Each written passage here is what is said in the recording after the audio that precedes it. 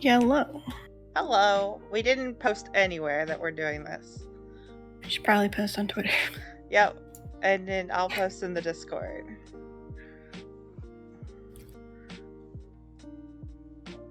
Let me log in. I wasn't even logged into Twitch. We are a mess.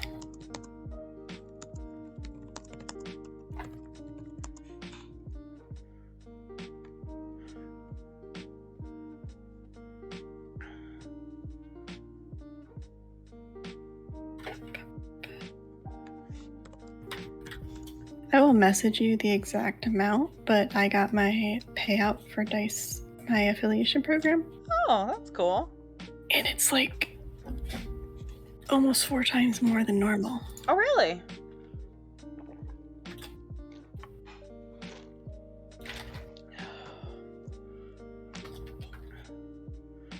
That's cool. I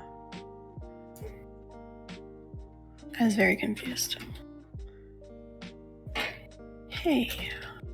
Oh, I should be on Chaotic Wonderful, shouldn't I? Probably.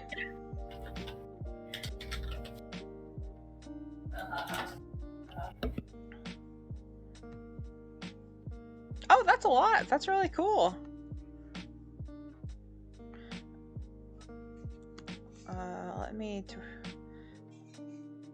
Let me tweet as soon as you tweet. Hello everyone. This is such a good start to a stream. This is completely spontaneous. I was like, wait, are you busy? And Nikki said, no, not right now. Well, not really. She said she was editing, but she can talk and edit because she is amazing. And I was like, I want to draw, and I want to draw something for the Quest game, so I feel productive but also have fun. And so here we are. That's why we're doing this literally right now. Unplanned.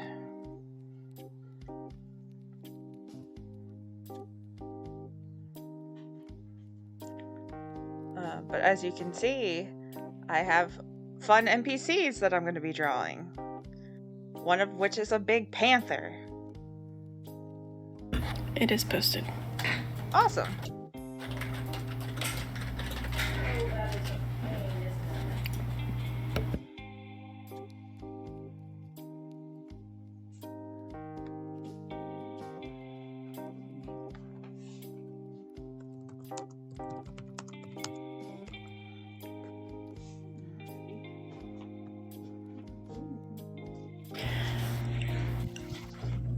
I need to do so much editing. Oh, yeah? I'm so tired of editing.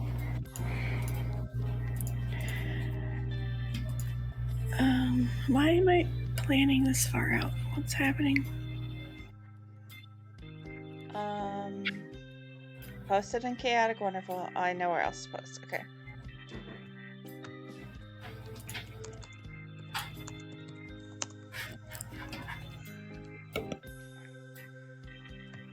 Oh, let me change the title really quick. Because this is Quest RPG map. That's true.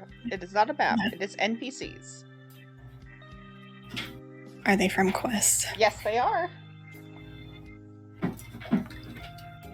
Quest campaign NPCs drawing and chatting. I was thinking in the car on my way to my program today about a potential campaign name.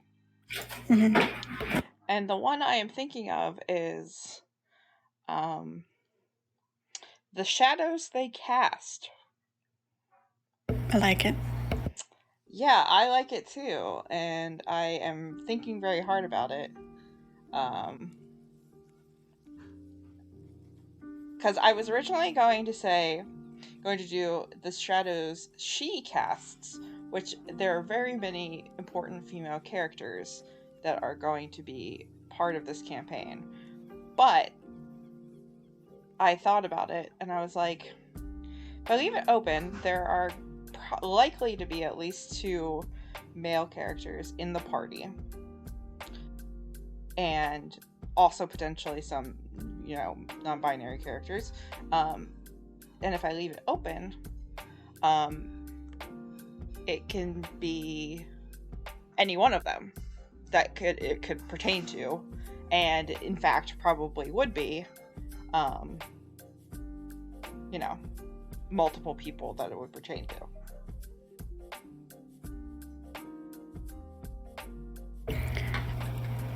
That sounds fair. And I like my themes and shit because I'm an English major, so the more in depth we can read into something, the better. Read into everything. Those curtains are blue for a reason. I mean, you say that. I took English. I know what they talk about. I didn't major in it, but I took it.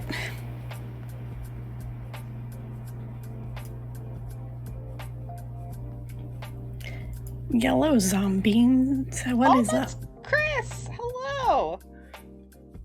Is it chaotic though, Chris? It's definitely chaotic. I mean, considering it's been 6 minutes and we just are getting started. Yeah, I mean, to be fair, I was drawing during some of those minutes, but we didn't do any introductions. We didn't do really anything concrete. It is chaotic, wonderful. Oh, you said it. Yep. Okay, I'm gonna do 2 things here. Because this is a character whose identity is secret from the party. But I'm gonna draw what she looks like without, her visage being hidden. And then what she looks like when she is hiding her identity. See, what you do is you draw one of them at a different time and make it like a different character. Just don't do that one on stream, so they'll never know. Well, I don't think any of the players are watching. Well, if you are, don't metagame. Yeah, but I don't actually know if any of the players are watching. Also, I guess I'll do introductions and shit because we're supposed to do that. Oh yeah, hi. Hello. We are Chaotic Wonderful, where we are both chaotic and wonderful. And my kid's cat is playing in a box right now. We are here today drawing NPCs. Well, Ellen's drawing. I'm editing / talking. Because I can't. If you want to find out more about Chaotic Wonderful, follow us on Twitter at Chaotic Wonderful, where 1 is a 1, the number 1. Yeah. Well, it's 1 and Durful. Yeah, that was an oversight. Yeah. I should have just said 1 Durful. Yeah, I had confusion. That's how you say that. I was very confused the first time I tried to follow it, and I was like, why is this saying it's not available? I should probably fix that. Oh, I guess you can, yeah. Okay, Twitter. Let's have a chat. We need to have a chat. Little conversation. But out of all seriousness, yeah, how's everybody doing in the chat? Who's here secretly? Say hi. Well, say hi actively, but if you're here secretly, you should still say hi.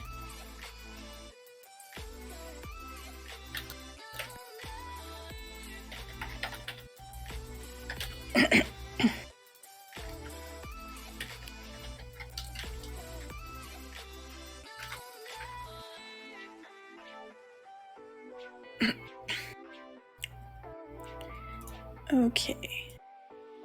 Delete the N.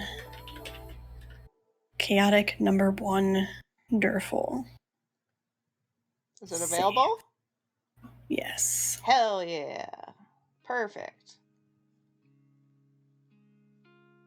Now, I will go back to my account and change it in my profile. Oh yeah, I should do that too. I literally had to delete award-winning podcasts from my thing to have room. That's fine. You know that you have won awards. I do. People else. I could put it in my name.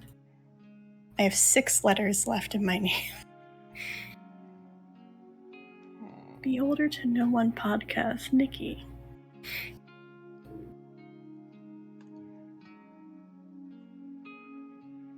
Can I put like a little? I can. I think I can do that. Let me do an award emoji.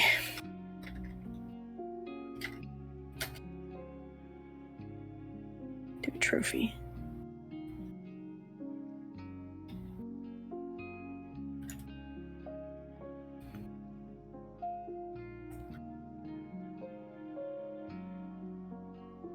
Award win.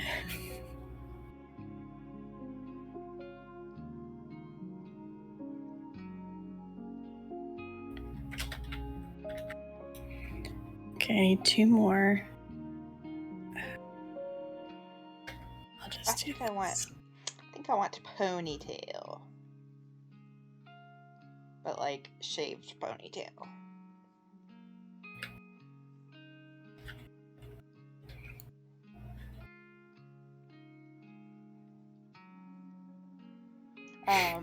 I changed my name to award emoji winning Beholder to No One podcast, Nikki Dashier.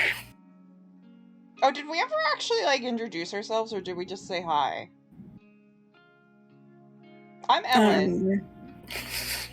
I'm Ellen, and that's Nikki, and we are chaotic and wonderful, and that's... Chaotic was really the appropriate word for our whole situation. Thanks for the follow, some poetry nerd from 4 minutes ago. Hell yeah. We really should set up Streamlabs. That's on you, buddy. I know. Look. No way to do that. I know nothing.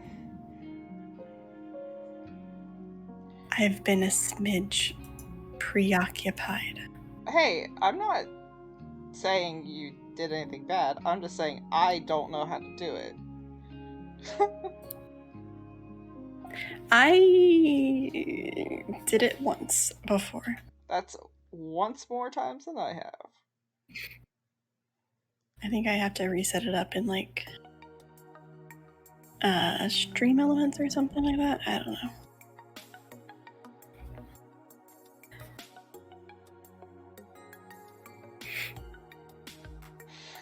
But I'm Nikki. I don't remember if I introduced myself. So hi. I introduced you. Cool. I'm the creator of Beholder to No One, a TTRPG podcast that, much like this show, does too many things. It is so chaotic and wonderful. I'm also in a bunch of streams, so you can find me Thursdays for the next 6 weeks on High Shelf Collective at 8 p.m., I believe, playing Red Market, which is a zombie flash. My room officially looks like... Oh, that's very funny. Some poetry nerd in the chat has said, I gathered too many things from out of room in my bio. And you would be absolutely 100% right.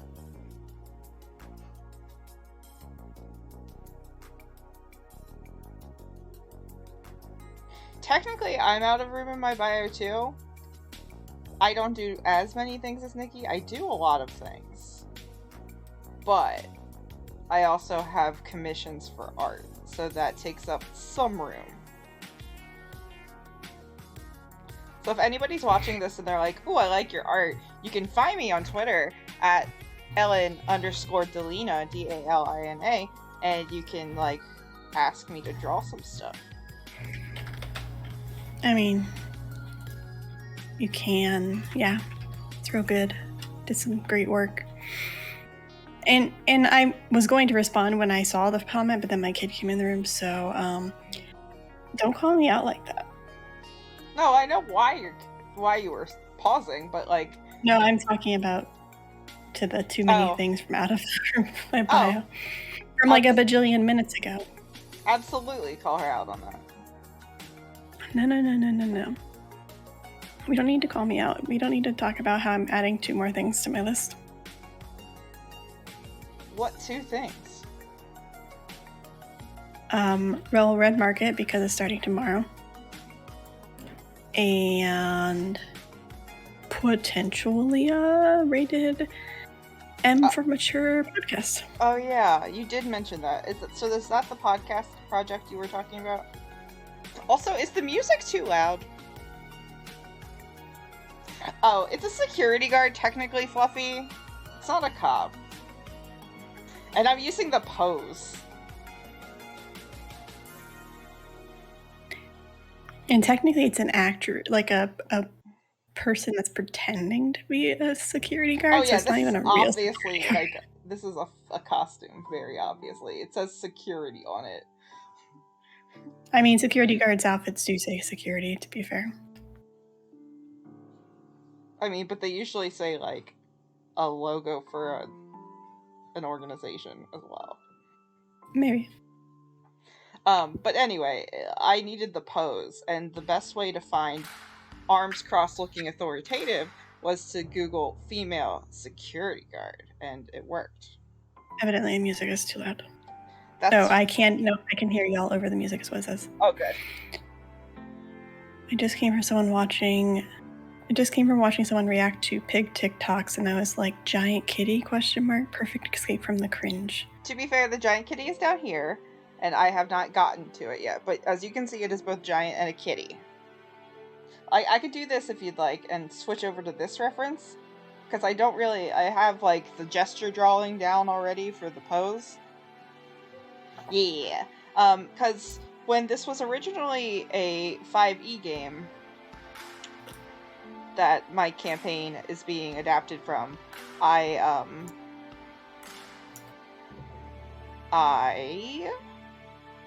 used a Displacer Beast. And I don't want to just be like, oh, we're playing on an entirely different system, but there's a Displacer Beast from 5th edition in here.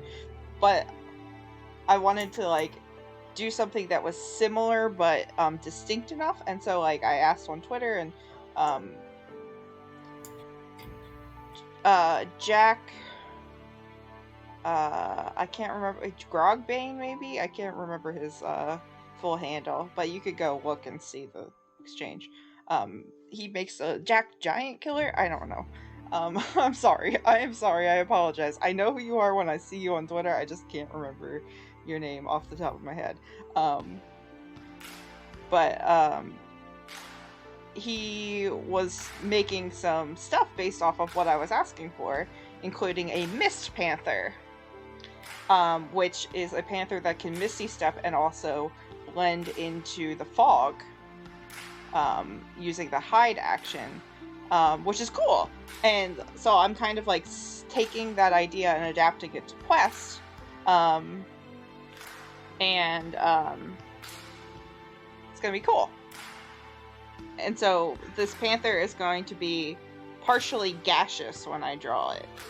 Her name is Kiva, actually. I'm not going to tell you the Shrike's name, because that would be spoilers.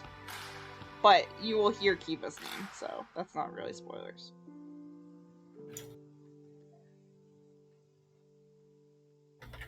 If you want to see pretty art, go look at the banner on Ellen's Twitter. What is the banner on my Twitter? One of your first, like, multi-lighting pictures with the golden woman. Oh, the tiefling. Yeah. Yeah. Oh, thank you, Fluffy. I mean, honestly, if I say any color that's not like a normal skin tone, it's safe to assume it's a tiefling for you sometimes. Yes, that's true. Technically, the only color tiefling I have not made is blue, And the reason for that is because I want to make one that's different enough from Jester from Critical Role that people don't say, "Oh, it looks like Jester from Critical Role." Because Punk rocker. maybe that would be one I haven't done. Mohawk.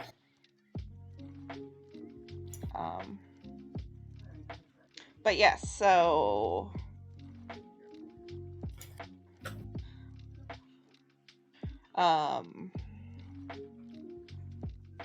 words. I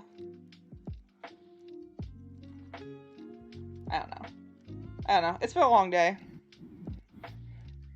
Random TTRPG story. So I played D&D last night at my friend's house. And it's a home game. It's D&D 5th edition, but we use Cthulhu Mythos because it's a homemade system based in H.P. Lovecraft's world. So my character is the Sorceress of Yog-Sothory, which is a eldritch being, I guess. I don't know the technical specifications. And basically, she found out that her grandfather, or something like that, or Cthulhu's related to her somehow. Wait, Cthulhu has like spawn? Yeah, like eldritch beings, I guess, become human and then go on to the mortal plane to like breed. What? Hold on. We have to stop. I have never heard this before, and I am shocked and appalled. Well, like it's not. It's like consensual. Is it? They look human. I mean, but okay, but leaving that off, like that's wild. Let me look up the actual person that my character's father is. So her father is Wilbur Watley, who is a Dunwich inhabitant, who is in the story The Dunwich Horror. And his father is Yog-Sothoth. And his nephew is Cthulhu. Of course his nephew's Cthulhu. I'm sure they have wonderful, like, get-togethers around the holidays. I didn't choose who my parent was, actually. I chose Yog-Sothory because I didn't feel comfortable saying the other name that was an option. And I know nothing about H.P. Lovecraft. I know like very general concepts. So we discussed that my character was born through, that one, the Shubmeister. What? That's not his actual name. I will message to you in a second. That's fine. Don't worry. If it's horrifying, don't tell me. It's not a horror. Well, it is because it uses a term that's really bad. The only thing I know about H.P. Lovecraft is that he was ragingly racist. Anyway, continue. Yes. So I picked Yog-Sothoth as the sorceress power, and I just assumed it'd be like long, long, far in the past, basically. And I said my character is actually born through in vitro and has 2 lesbian parents, and her parents are rich as fuck. So her mom runs the Marriott, or owns the Marriott Hotel. And then her other mom is a lawyer, I think. Or something else. That checks out for lesbians. Yeah. Business owner and lawyer couple checks out. Like, I know that the business, or I think it might not be a lawyer, but it's something that's like super, I don't know how to word it, whatever. They're lesbians, and she was raised by them. She doesn't know who her father is because it was like you get the statistics of the person, not any personal details. So she comes out with this bright red hair, and she like dresses like a hippie. She goes full vegan. She wears like actual vintage 70s clothes, all that jazz, which has nothing to do with who her family is. And when she went to the dreamland, she realized she had magics. Because in the real world, we go to the school and nobody knew anything about magic before they got there. And then they fell asleep, or they went to an event and this chaotic thing happened and we were all brought into the dream world, which is where my character found out she had magic and slowly was learning that she was related to something powerful, but she didn't know what, and nobody would answer her questions, to the point where like she didn't understand. So she's like, do you know who my father is? Because she was assuming her father was like Yog-Sothoth when she found out his name, which got her in a lot of trouble. Actually, people were like, do you want me to get his attention? Because that would be a terrible idea. It's like, I mean, it'd be nice to say hi. This is wild. But instead, she found out at school one of the other librarians is actually her father, who looks very similar to her. And she was very confused why he was being a creeper. And she caught him doing magic. Eventually started talking to him and found out his name was Wilbur Whatley, who is not a great person. I'm briefly glancing through his details because I don't really fully understand it.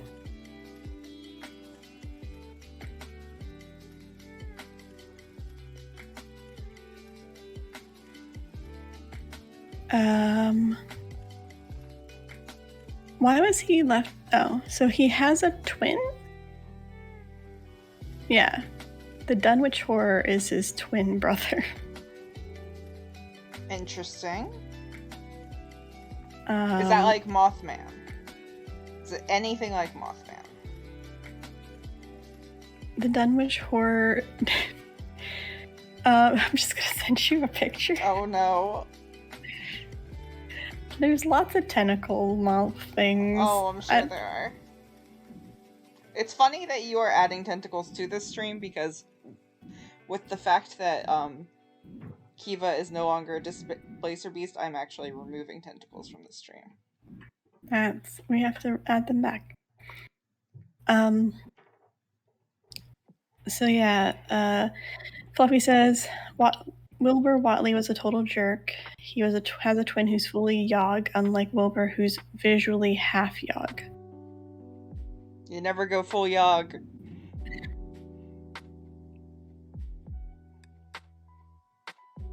Oh, the half brother? Or the twin brother is named Yog?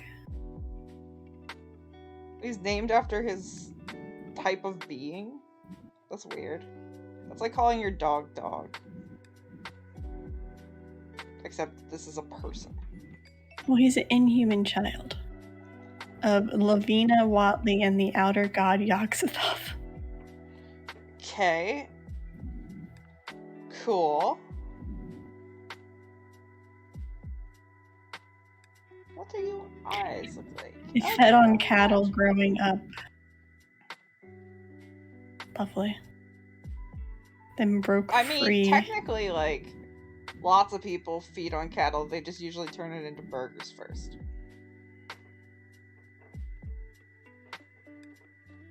Basically, Wilbur killed puppies because they hated him, and also just generally fed people and cattle to his eldritch brother. Oh, that sounds great. And this is your character's father? Yep. Cool. She doesn't know any... Like, I don't know if he's as bad as he is in the actual books in the game. Knowing the DM who loves H.P. Lovecraft, he probably is. But he's, like, currently trying to be, like, the father she never had, blah, blah, blah. But he's also controlling as fuck. In the sense, like, he changed her major from music to Yog-Sothory so she could learn the magic. I'm sorry. That's something you can study in school. At this particular school, yes. Okay. Yeah, she doesn't trust him as far as she can throw him, but she also knows he's one of the few people she can talk to about magic and weird shit that's happening. So when her roommate got possessed or something, and like his eyes were completely black and electricity was shooting out of him, and then like maniacally laughing, but nobody else saw it. She called her like she texted her father like, hey, weird shit just happened at school, help. This is wild. The most wild thing about this is you have talked about your Tuesday game for like a year, except you've only ever like said, oh yeah, it's D&D. I did not know anything about this. Yeah, I don't usually go into detail about everything because like it confuses the fuck out of me. Okay. And I will say that like yesterday my character had a lovely time, even though we kept getting interrupted by other players, and she joined a band called the Hate Angels. The Hate Angels? Yep. And all three of them are currently passing the vibe check of being lesbian or bisexual. And all because I said I want a girlfriend. Of course you did. Of course I did. And our nemesis band is called the Suicidal Butterflies. Right, of course. So this is a classical band, I assume. Yes, very much so. Not a metal rock band at all. Our band is like Evanescence, but in the 2020s. And my character just kind of showed up and started jamming when they were playing, and I rolled a 24 on my performance check because, of course, I can play instruments. Because high charisma or whatever. And then they immediately. No, I'm a sorceress. Oh, okay. You're usually, I feel like you bard very frequently. Yes. I was gonna play a wizard in this game, but then you couldn't do stupid stuff. Well, I could have, but the problem was the wizard subclass in Cthulhu Mythos isn't amazing. Like it's like a ritualistic wizard, which would be great for particular types of games, but not necessarily for a game that has a lot of fights.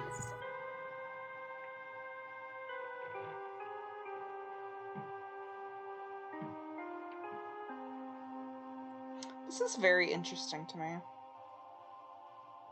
Fluffy, we have space in our game. If it was not a local game, I would totally be like, yo, I know someone who wants to play. The only thing that the game does that irritates me is that like there's always side conversations to the point where I literally just like look at them like, I can't fucking hear the DM. Can you shut the fuck up, please? But yesterday was particularly bad because we didn't play for a week or two. So everybody was like, we gotta catch up and talk about the new Magic the Gathering shit. I'm like, I just want to play D&D. Let me kiss somebody in character, please. God. Rude. I feel like I just drew like a Disney-ass cat. Do we think the left eye is too big or the right eye is too small?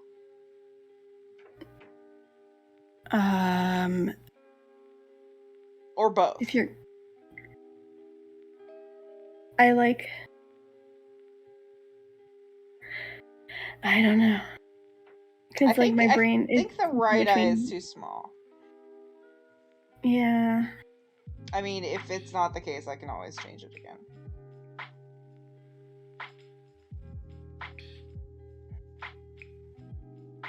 Magic. Yeah. Isn't that magical? When I first learned that technique of like, I don't know what that, of lasso tooling and then like transforming, I was like, this changes my entire world. So if even one person out there who draws has never done that before, like, guess what? It's the best thing in the whole world.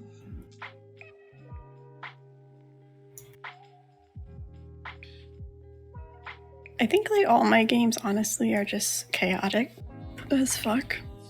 I wonder what the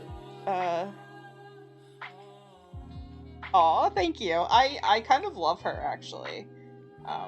She's big and she's a kitty and she's really smart and she's gonna eat some player characters if they're not careful.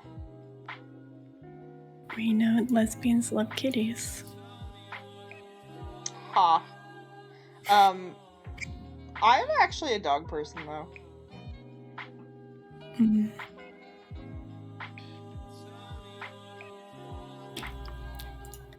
I don't know if my joke went over your head or if you're ignoring it. No, I said ha. But I also defused that Like, situation by saying yeah. I'm a dog person. Rude. I'm not about to say anything compromising on stream. Plus, I'm too embarrassed. How dare you? No, I'm kidding. Ooh, speaking of lesbians, my girlfriend got her rainbow crown today that I got her when she was having a bad day. Did she like it? She did. She said she wants to wear it to work, but that's probably going to be frowned upon because she's a nurse. Does she work with kids? No. Okay, well, yeah. Well, if she was a psych nurse, that would also be acceptable, but I guess not. Yeah, basically, yes, happy Pride. Yeah. Basically, one day she's just like, I'm having a bad day, and yada yada yada, and just in my feels, and I made a comment about how she needs to keep her crown straight, even that's the only thing that's straight about her. And then I was like, wait, you don't have a crown, hold on. I went and bought her. That's very cute.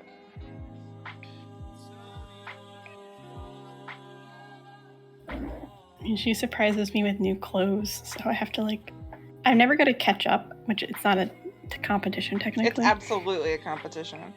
I'm not going to try to catch up because this woman has spent so much fucking money on just food alone. She will not let me pay for anything.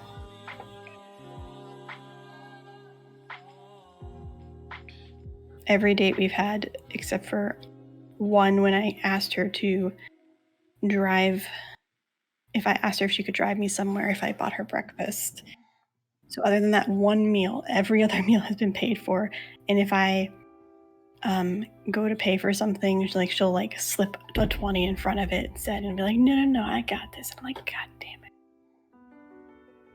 One part of me is like, yes, thank you. And the other part of me is like, no, I need to pay for my own things.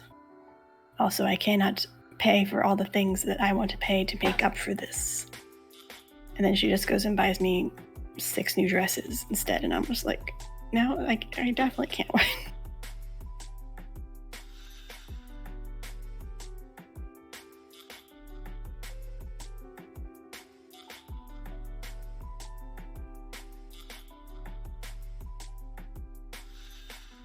And then with my husband, it's more like, it's less, here's breakfast. It's more, you want your computer upgraded? And I'm like, yes.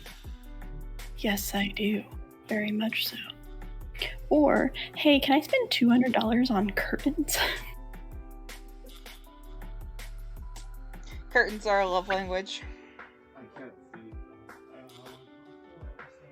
Oh, there's talking happening in the background of my yes. area, so I don't know if that is audible on stream. I can make out that someone's talking. I wasn't paying attention to what they were saying though, so okay. I don't know if I could. Fluffy says, honestly, my favorite art thing is that sort of mouth smoke thing that people do with ephemeral, ghostly, gaseous things that make them look all spooky. Yeah, I don't think speaking anymore. I heard it for like us 2 seconds, maybe. Cool.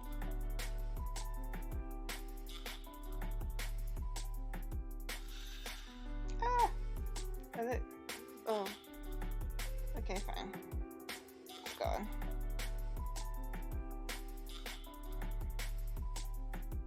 Oh, did I tell you that I had an interview the other day? And, well, I had a power outage, so I got in it shortly, or too early, but they said that Hold Her to No One inspired their show that they were interviewing. So cute. Yeah, I did see you post that. And I was like, I'm sorry, what? What? No. Ah. That's really exciting. Oh wait, that reminds me. I have questions for you, but we finished your thought about this, and then that was my thought. Fluffy says I don't know how to describe it better than just mouth smoke thing. Sorry, Nikki. Are you talking about like when it looks like when it's really cold outside and it looks like cold breath is happening? Condensation in the air type of deal. Yeah. I don't know the technical term for it. I always called it the fake smoking thing because it's cold. Or like, I could see my breath is probably mostly how I said it. Look, I can see my breath. It's so cold. And then like 2 seconds later, it's hot again because Florida. Go ahead and ask your questiones. Yes. Okay, so if I draw art, do we have the ability to put it on the overlay? Do we have the technology? Yes. Oh, cool. That was like my major question. I probably have others. Let me think about it.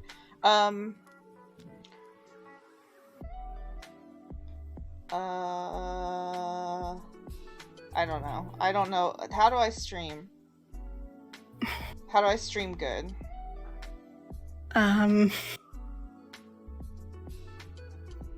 It's a great question. Because I'm gonna need to like presumably be the one in charge of it when we are playing our game on Thursday. Yes. Probably. So I can walk you through it step by step while like off stream kind of, or if I'm streaming. But basically, ideally what's going to happen is I'm going to build the I'm going to build the stuff for you. So all you have to do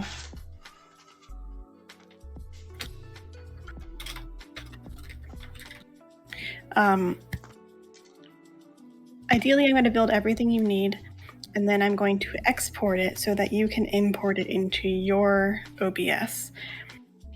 And then from there, we'll have to probably maneuver some things to make sure that it's reading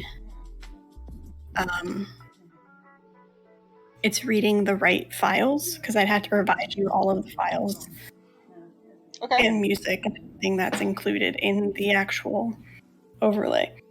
And then in OBS, do you see where it says scene on the OBS on the right-hand side? Or left-hand side, I'm sorry. Let me go look at OBS. It says scenes and then sources.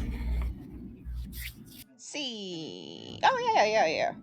So in scenes, you create multiple things. So the one that I'm creating has a starting soon, be right back, ending soon, and then like it will have one for just you or just the host, whoever is doing the introduction,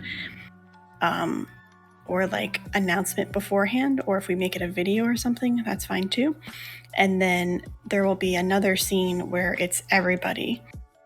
We're just gonna keep it simple and not do any like ones where it's like two people talking when it's just the DM as an NPC talking to one player or anything like that, because that makes it more confusing. And if you're not having a moderator run it, it's a little bit daunting. Yes.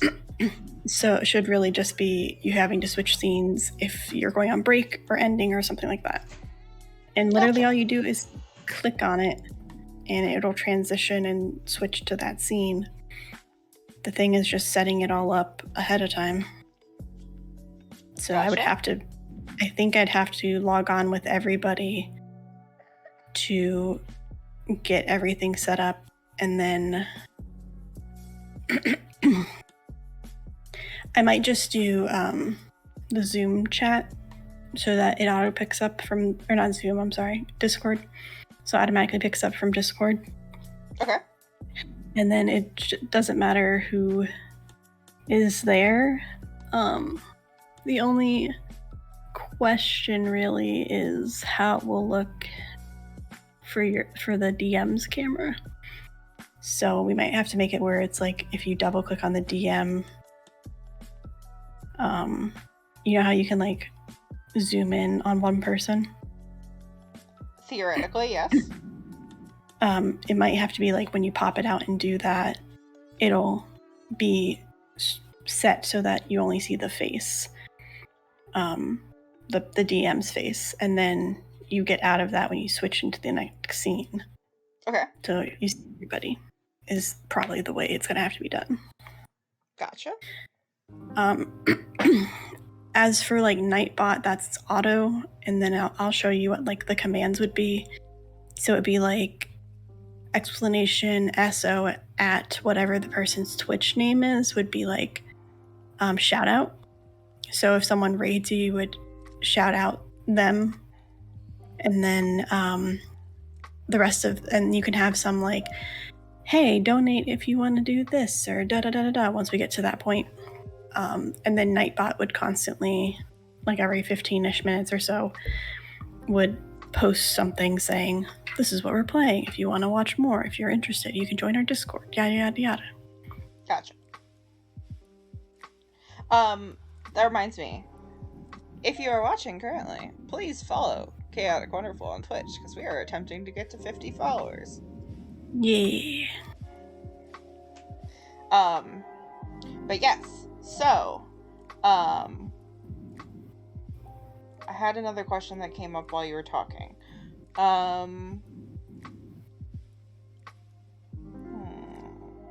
Thinking.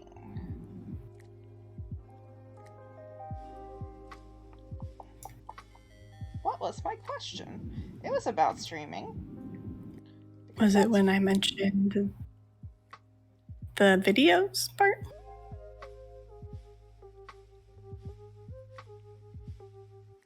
It was about... I don't know.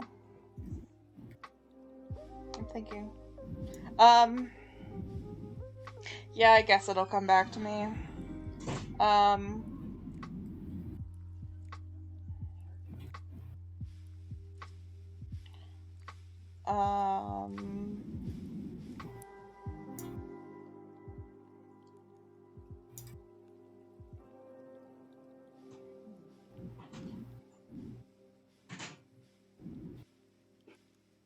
Oh, I know what it was. Hooray. What are you doing on Saturday at 5? You asked me so many difficult questions. I feel like that one's pretty easy. I mean, I have to open my calendar. No, at 6 I have a stream. Okay. Would it be possible for you to join the Discord where we are going to be having a session 0 for the game next week, and we can try to set up, like, do a quick run through of like what it would be like to I think it's at 5:30 actually, so that might not work because that's not very much time for you. Never mind. I was gonna say, like, it would be ideal if we could like have a run through and like a dry run to see if we can figure out how it works. And by we I mean me. Yeah, that would literally be the only day I could do it too, because with you playing on... No, you're playing on Thursdays. Yes, Thursday. I could probably... Do you know what time yet? Time we're playing? Yeah. No. We are going to talk about that during the session 0. Unless I ask them now, which I could in the Discord. If you can make it 7, or at least like arrive by 7 one day, the first day maybe, we can do that too just beforehand. But I'd rather do it sooner. Right. Because I have a stream by 8 on Thursday. But yeah, it shouldn't be a big deal. And they shouldn't need to do anything, because if we're just, once the channel is popped out, it's going to be based off the channel and the size of the channel, like how big you size it. So if I have you pop it out and size it to the specific size you need it to look like, and I would have you share your screen and all that jazz, then you would just have to pop it out again in the future and it would automatically pick it up. Okay. That sounds easy enough. Yeah, it's really just the audio would be going through your computer. I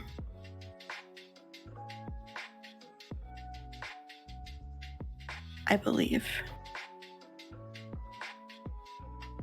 And picking everybody up. There's ways to do it better where you can like separate everybody, which is what I would prefer to do, but it's a little bit more time consuming. And I would need to be there to upload or update the links or show you how to do it. Which is not hard, it's just, again, time consuming. Mm-hmm. Basically, you have them log into like a thing called like Video or OBS Ninja, and each person gets their own private link to their camera. So then the camera is by itself and not part of the actual Discord chat anymore.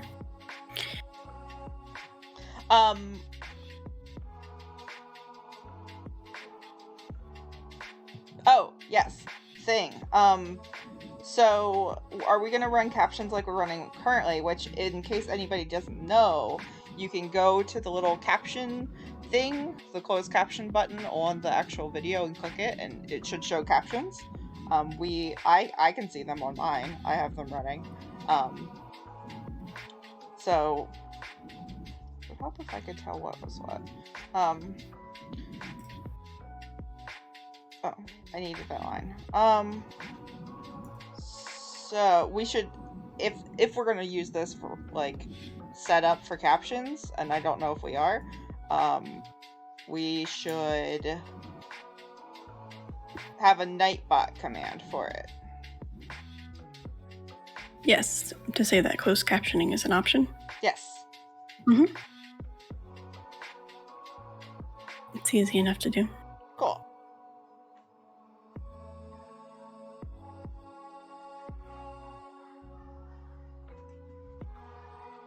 That's fine, Puffy. I mean, technically I started it, to be fair.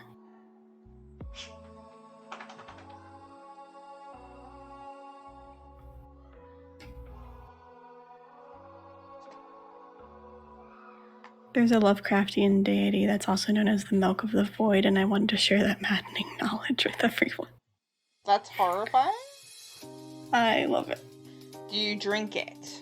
Is it good with Oreos? Probably die. But is it good with Oreos? Everybody, if eldritch beings offer you Oreos and void milk, say no. Did you see that Oreo did Pride Oreos, except that they didn't even change the color of the cream, they just changed it on the packaging? That's really disappointing. I would love to eat a rainbow Oreo. I did not see that. Okay, this part of the editing is fucking confusing me. I will do that later.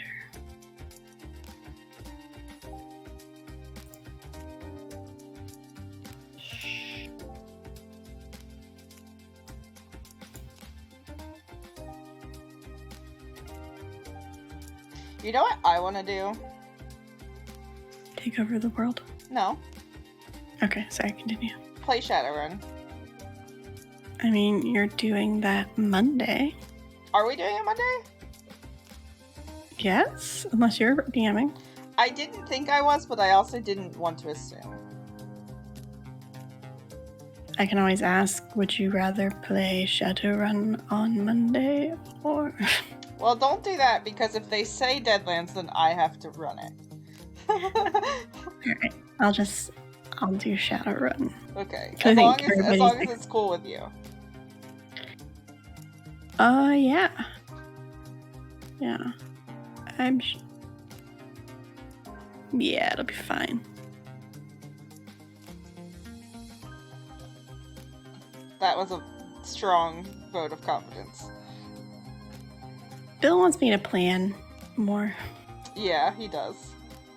And I don't know if I have time to plan more. Remind me where we ended? We don't have our next job. You do not, no. Okay. You got paid for your last job. Right. And got karma. Well, the first part of the session you could do like, okay, so what did you guys do while you were laying low? And you could tell us how long we have to lay low. I mean, telling you how long you have to lay low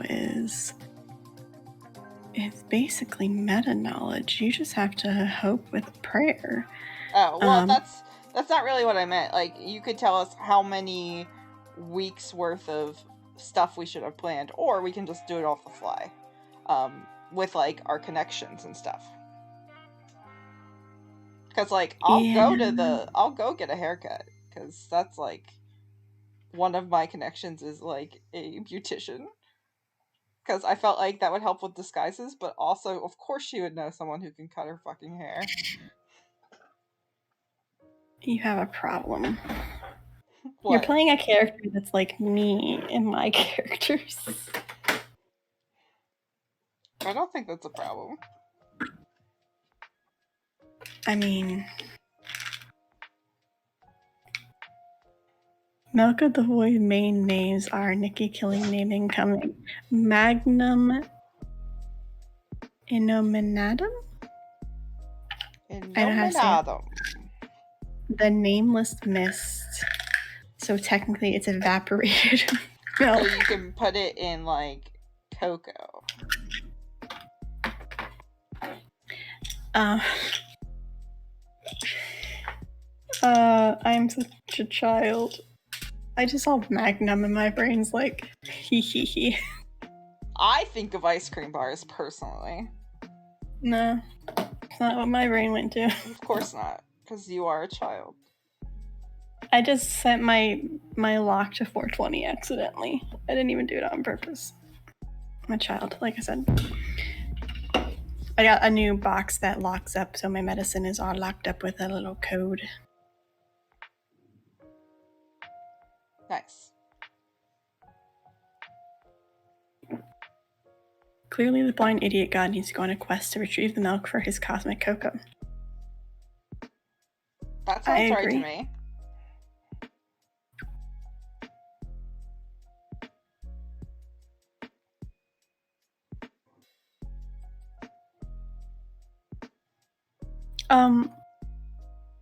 How is that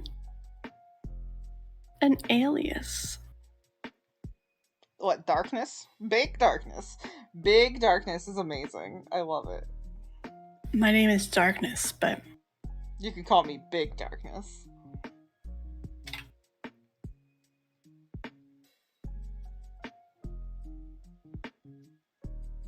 I guess it's like, so an alias can be a false identity.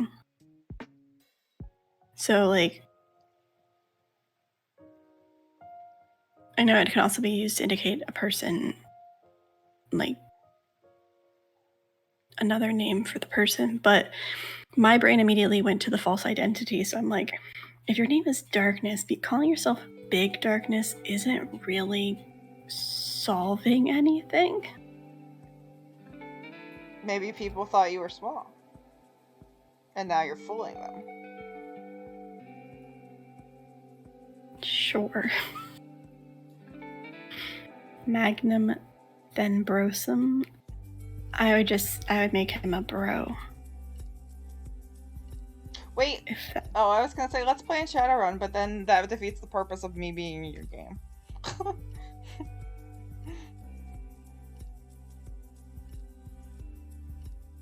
Play Shadowrun when? No, plan Shadowrun. Plan Shadowrun. I mean, I suppose that could be a good idea, but I only have 30 minutes before I have to go. Oh wow, we've been doing this for an hour. That's surprising. But I also have a person and a cat drawn. Yeah. Let's do Kiva first. Because she's real easy. She's a big purplish blackish cat.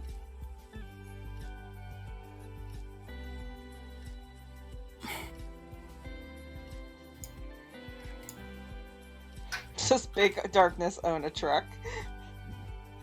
Big Darkness is actually the license plate. But it's like BGDRKNSS. Exactly.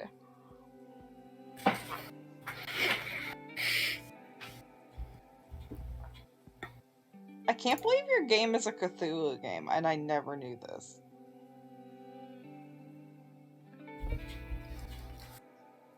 Honestly, it probably never came up. I was very excited about Shadowrun. Like, I enjoyed the game. Oh, so here's something. I would like opinions from people, actually. So I'm of the mindset, because I play so much tabletop games, and I've been playing for almost 19 years now, going on 20.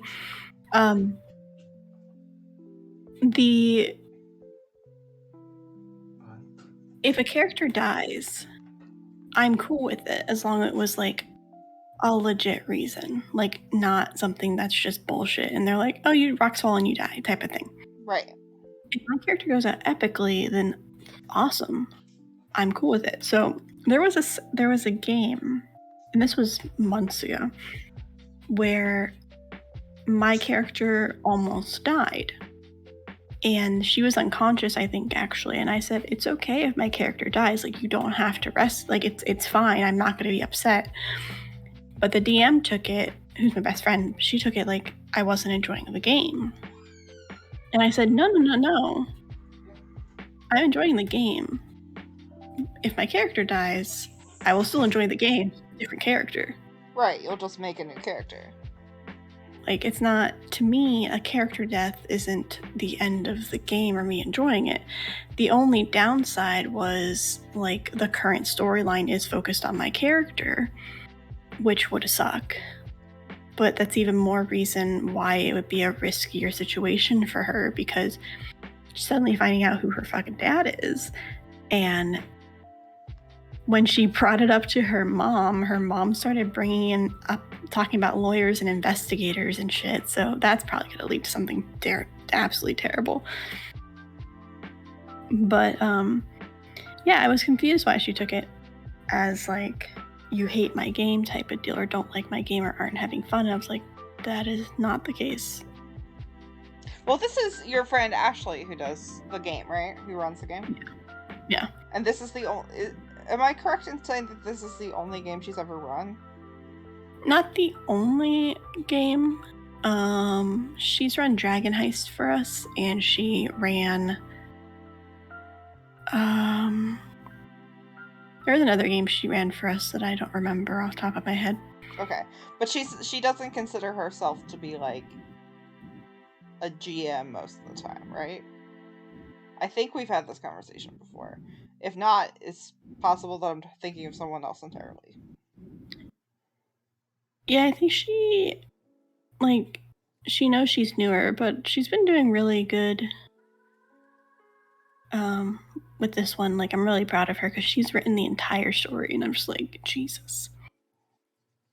Some poetry nerd says, I think sometimes when GMs are making an effort to bring character backstory and character arcs for them, they could take it more personally. That's fair. That is fair. Because if they're cut short, I get that actually. Because I completely understand. I'm not upset. But when you had to leave the game with Juno first,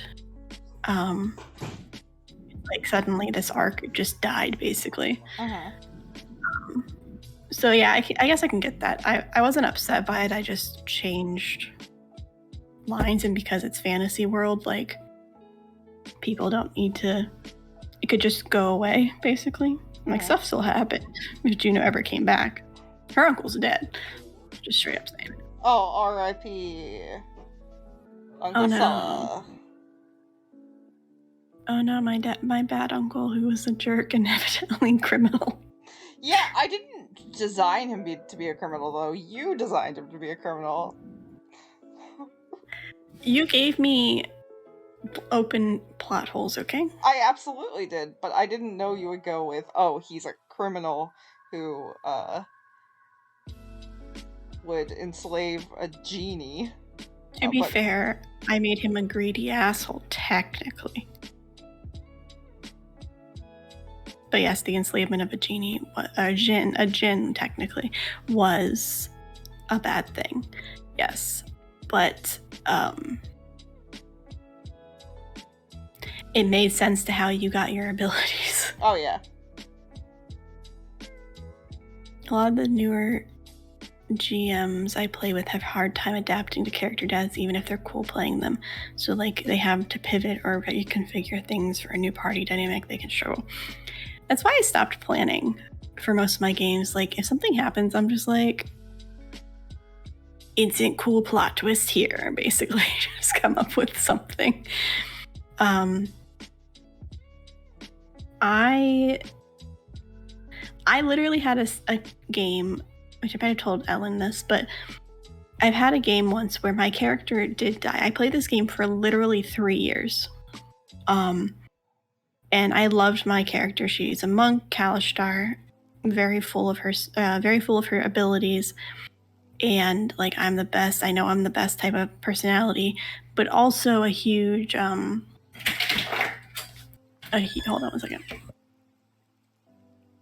Tari liked to fight everything, and she was a mess, and she would never back down from a challenge, and it got her into trouble constantly. All the time. So what happened was she was very predictable, evidently, and I didn't think about this, but the character had a theme. She was a monk. She wanted to fight big things because people said she was kept calling her little girl, basically. And whenever she went to a new town, her immediate instinct was, where's the fight club or the pit fight or pit ring or whatever? And she would go there, she would pick the biggest guy or woman there and fight them. And that way she would win a lot of money because everybody would underestimate her, but she was really fucking badass. Until one time,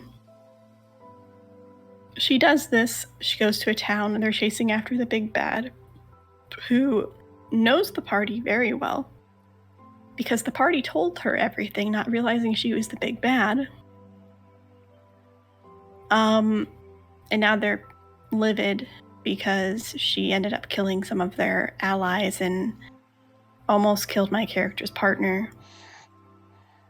But in this scene, she went to pick the biggest bad guy or the biggest guy at the fight ring. She's like, of course I can fight him. I'm gonna win. Don't worry. Bet all your money on it, basically. And then I was down to 12 hit points all of a sudden.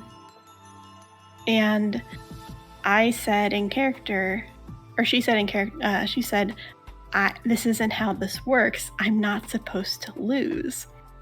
And this big guy that she was fighting says, looks like you're not good enough, and then punches her as his fuck, I always forget what the term is called. It's the ability that big people have in 5th edition not the layer action, it's the something action. Legendary action, thank you. Legendary action. My brain could not think of that word for some reason. So he uses his legendary action right after her turn to kick her, which knocks her unconscious. But then it's his turn, so he follows that up with a punch, which gives her 2 death saves, and then slams a Kyber crystal into her chest, killing her on the second attack because he had multi-attack. And my first instinct was, holy shit, this was a trap. That was fucking genius. Everybody else at the table was like, what is happening? And freaking out. And I'm just like applauding the DM because I did not see that coming. And I was like, now that I think about it, I'm pretty predictable. And I wasn't worried because, like, as long as the party survived the people who came after that fact, she could be resurrected. She was, we were like level 8, I think.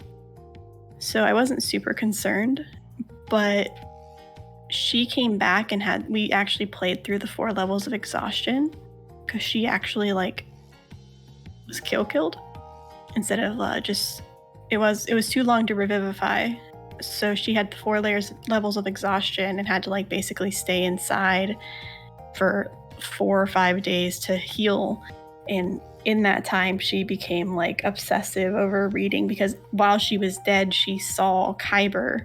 This is based in Eberron, and if you don't know the Eberron lore, Kyber was trapped inside of Eberron after killing the 3rd one. And they were trying to release Kyber, but if they release Kyber, Eberron, the planet, is destroyed, which is obviously bad. So in her death, she saw Kyber and she heard the conversation between Kyber and the bad guy that they thought they were at least allies of some sort, and finally realized what was going on. But when she woke up for the first time in the entire game, she was scared because she was the dumbass that would like, I know I just got knocked unconscious, but I need to go back in and fight. I have to win this, even though she has like 2 health. But this one time, she's like, maybe we should just go home. It was a lot of fun. You guys ultimately won, though. We did. It was anticlimactic, so I eventually left the game because of discrepancies in personal reasons with the DM. But I was invited to come, like we were 6 months away or less from finishing the series. So when the final battle happened, I was invited to come back so I could get the closure with that character because I really wanted the closure. But because I had a hard cutoff time, the closure wasn't as satisfying. Like we killed the bad guy, but she died a lot quicker than she should have because we ran out of time. Like I was like, I can play, but I can only play for 2 hours because I have a stream.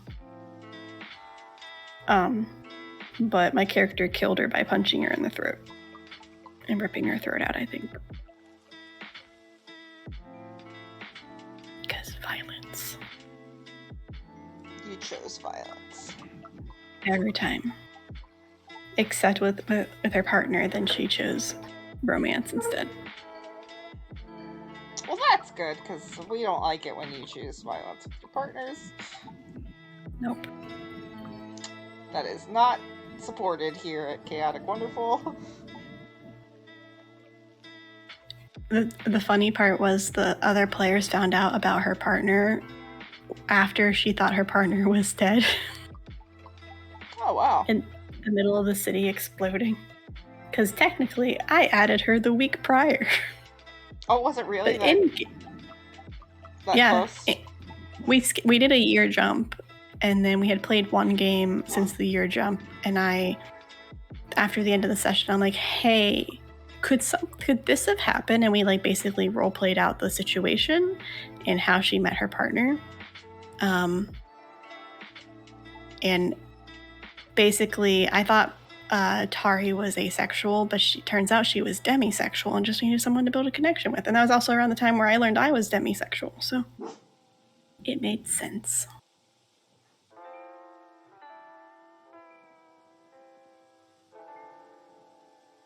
We love it when our characters teach us things. Heck yeah. I didn't find out what demisexual was until like last year. And I was like, oh my god, that makes so much sense for all of my ex-boyfriends.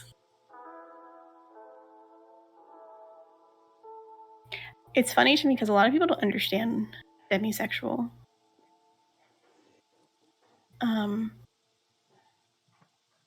Like, I have the hardest time explaining to people that I don't necessarily find people attractive immediately. And people are like, oh, aren't they hot? And I'm like, eh. I really like their outfit. Their hair looks really cool. Cooper, please don't.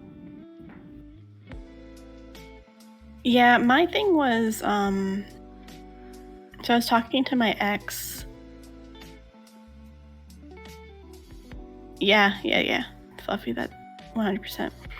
I was talking to my ex before, I think it was before we were dating, and we were just talking about me thinking I was asexual. And then as we were discussing, I'm like, it doesn't really make sense though, because blah, blah, blah, blah, and these reasons and that reasons. And the only people that I've been like happy with or felt any type of like love or like attraction to were the two people I had said I love you to. Out of the, I don't know, 15 people I had dated or whatever in X amount of years.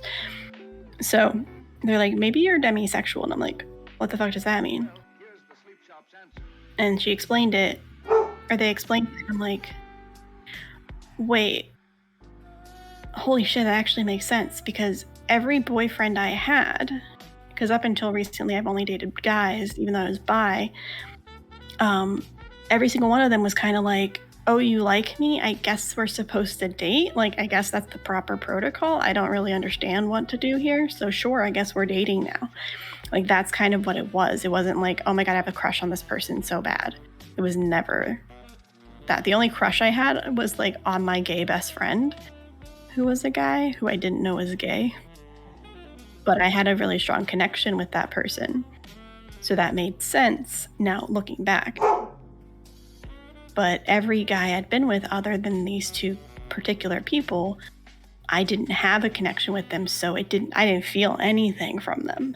And I was just like, is this what dating is? This is just annoying.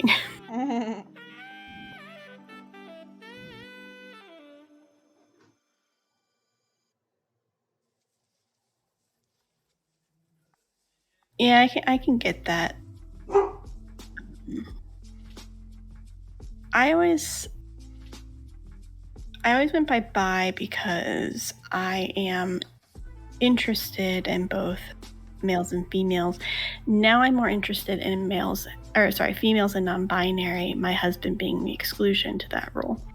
So technically I could be considered pan now, but I don't really feel like changing it after being bi for 16 years. And some people say that bi is 2 or more, so I don't really care. The demi part is new, but I've been demi my entire life, so I'm just like, okay, cool. But I didn't start, like, I had my friends knew, but like my parents found out last year. And when I told my mom, she's like, we thought you were a lesbian since you were 12. We were actually really surprised you were dating guys. And I'm like, could you have told me this? If I would have known dating was an option, Jesus. Okay.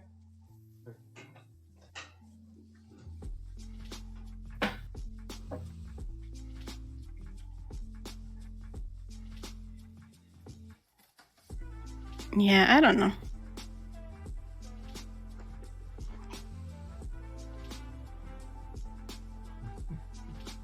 Yeah, exactly.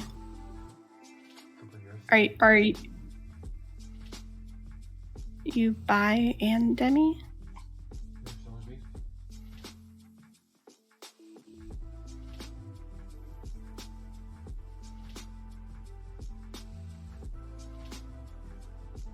Oh, awesome. I've been meeting a lot more bisexual people. They're everywhere. We are taking over the world. Yeah, that's what I meant. With purple, blue, and pink. Yeah. Should buy it. It's a good flag. It is. So I was expecting something like that. Well, technically what I was expecting was, are you okay? Because I've been married for 10 years and I've been with my husband for 12. So when I came out, like I started the conversation with like, hey, I just want to tell you something because it's been happening since I was like 16, but I just want to get it off my chest and not have it hiding anymore. And yes, Keith and I are fine, but I'm bisexual. And my mom's response was, yeah, we thought you were a lesbian since you were 12. And I'm like, oh, okay. My grandma responded similarly. She didn't think I was a lesbian, but she was just like, okay, cool. Like, didn't judge me or anything, which was not, like, I don't know. I was more afraid because I was afraid to find out that my family would be different, and less afraid because I was afraid they were actually going to do something. And then I just told my dad haphazardly because he made a comment about not understanding something my kid was doing. And I think, and keep in mind, this was very much, we were discussing my kid who went back and forth between being trans or not. And they're like, so are they a guy that likes guys or a girl that likes girls? I'm like, they're a guy who likes both. And they're like, that just doesn't make any sense because they're a female at birth. And I'm like, I'm a girl who likes both. Like, what's the difference? And that's how I explained it. And he didn't, like, he heard me, but he didn't, like, seem offended or anything. But I also stopped kind of needing their permission a while ago.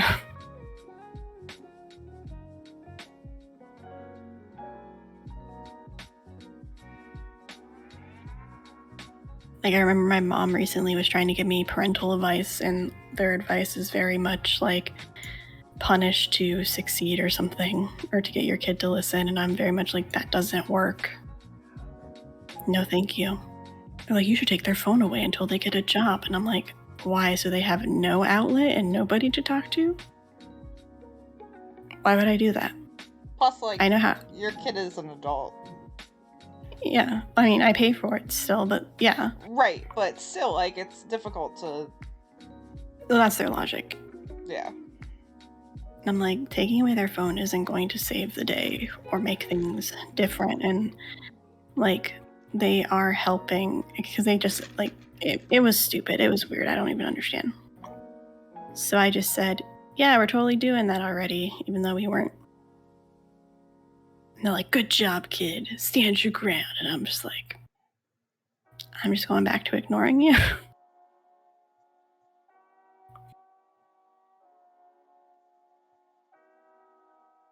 I do not know what GNC stands for. Gender non-conforming. Okay, thank you. I'm bad at acronyms. Yeah, I know that a lot of people have a hard time, older generation specifically have a hard time with gender. Some of them are starting to get more open about sexuality, but they're still really confused about what do you mean you can be something different. And some of them have like grasps being trans, but like once you add even more to that, they're like, wait, what? There's more options? I'm confused. How can you be neither? How can you be both? Like that kind of question. My mom was completely supportive when I came out, but when I cut my hair to be short, she freaked the fuck out.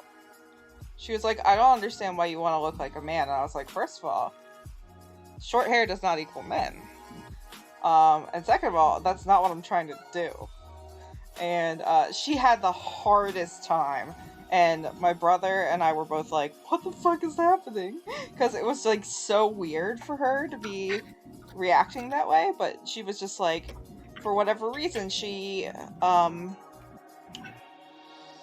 was really attached to the idea that like femininity equals woman, and so like she was having just a very difficult time with it, and it took a long time for me to convince her that that was possible. Yeah, I don't know. I have that talk sometimes. It was I think the hardest talk we had was when my kid first came out as trans, because it's the first person in our family to be trans. And I had to explain it to my family, and they were all very confused, but like tried their best for the most part. Like they still messed up, obviously, but they did a decent job of like trying to remember proper pronouns, even when it switched. It didn't help that it was like all during COVID time, so they only saw our kid. Like we've had our kid for 4 years, and like for 3.5 years. Yeah. And to clarify, you adopted. Yes, we adopted the 16-year-old. Yes.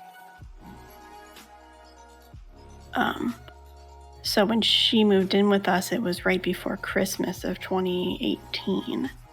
And early 2019 was when COVID started being like super bad.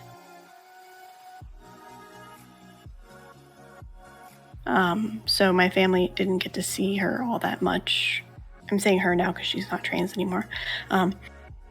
But so it got really confusing because we were living it, so we knew. And they're like, well, that's confusing. I'm like, so? Well, what if they change your mind? I'm like, I don't care. I'd rather use the pronouns that they request and then have a statistic for a child.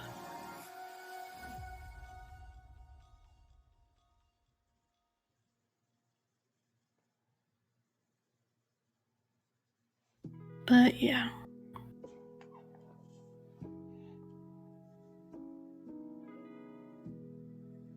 There's a lot of things I didn't understand before I had a kid. Like a lot. There's a lot of things I still don't understand. And I'm just like, what the fuck does that even mean in Google? Like as soon as they mention something, I will like research it.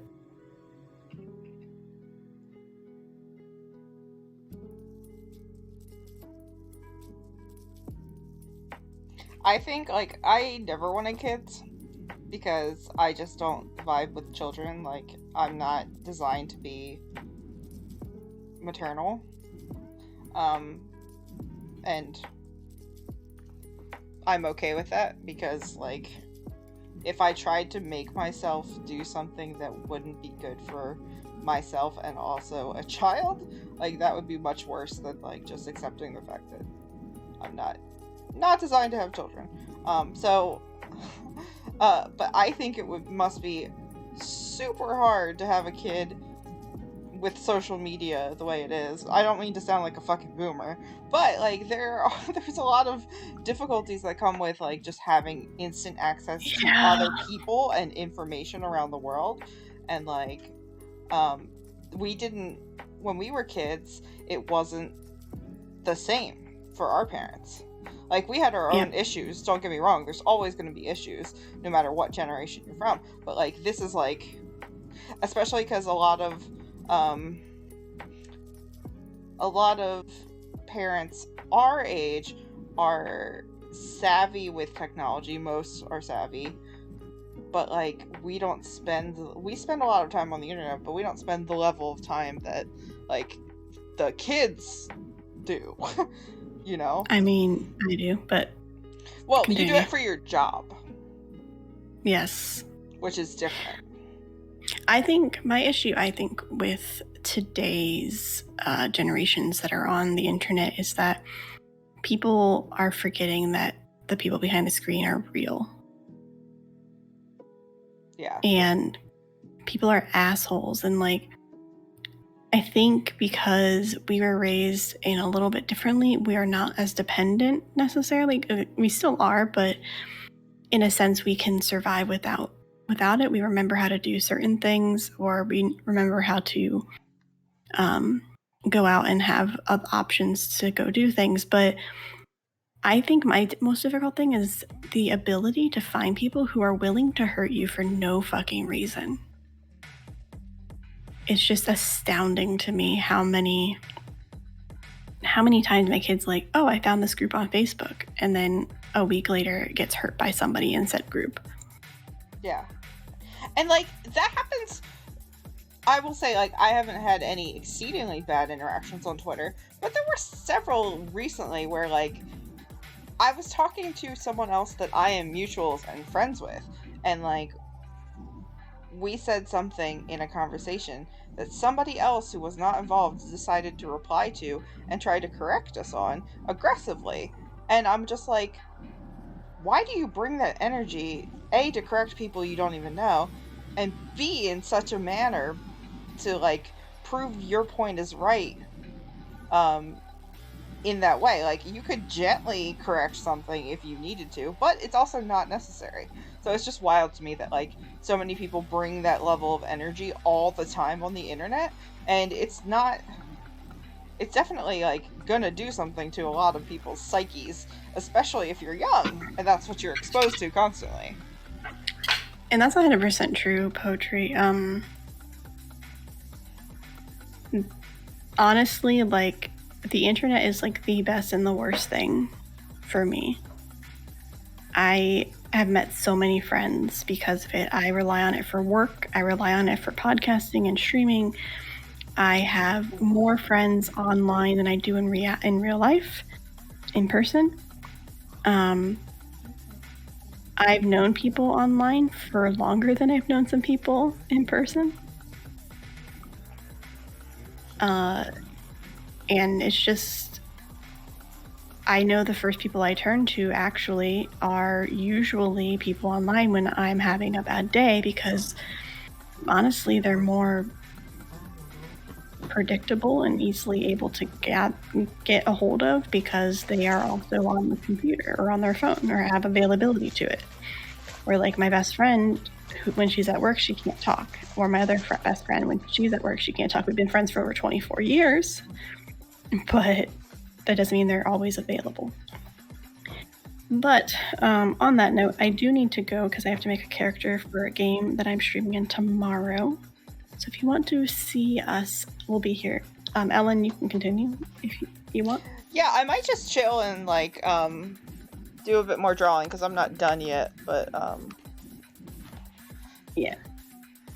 So come back tomorrow and hang out with us at 5 p.m. And then if you would like, you can see me on High Shelf Collective at 8 p.m. playing Red Market. Red Market. Okay. Alright, bye, Nikki. Bye. Alright. Hello, everybody. I am in charge now. Wahaha. No, I don't know. So what's going to happen here is probably what happened the other day, which is sometimes I will be so into drawing that I forget that I'm supposed to be talking to people. So sorry for that in advance. I don't mean anything by it. I just, sometimes you get in the groove.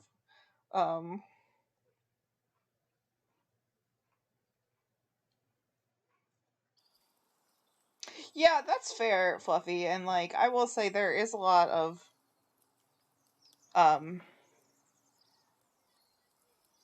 help to be found in that regard. But I feel like there's also a lot of harm to be found.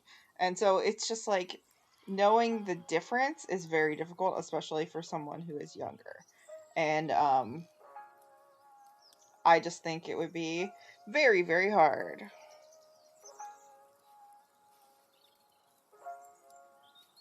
And I'm happy I don't have to deal with it.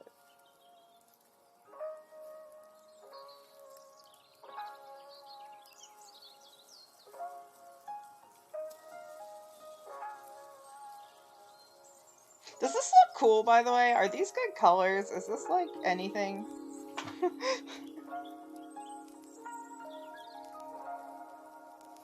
Oh yeah, absolutely. And I didn't think you were arguing. I was just putting in my 2 cents as an old person. Oh, thank you. Yeah, I like giving characters either yellow or orange eyes.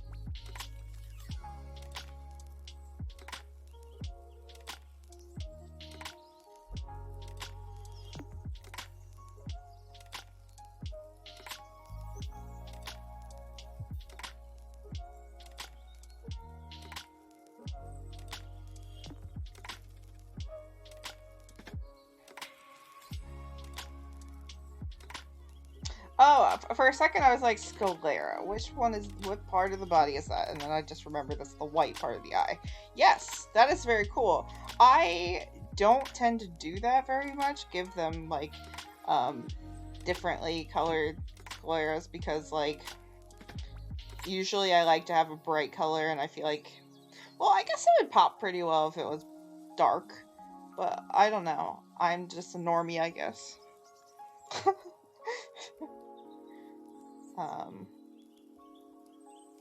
I need to do some stuff here.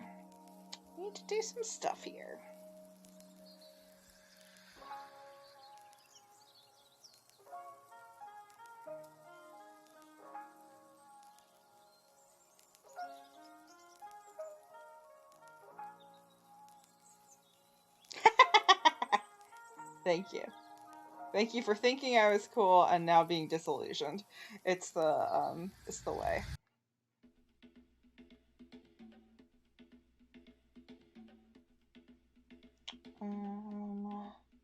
It's a little too big.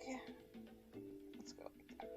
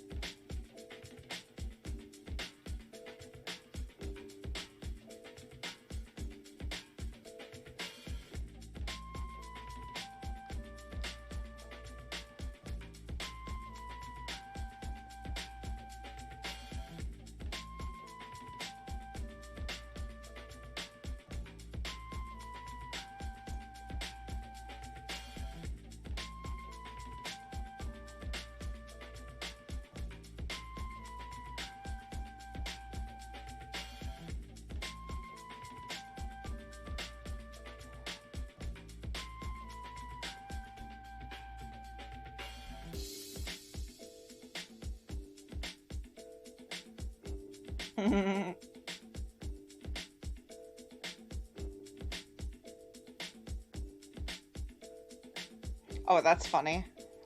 That's really funny. This is a Christian Minecraft server. You can't have the word shit in your username.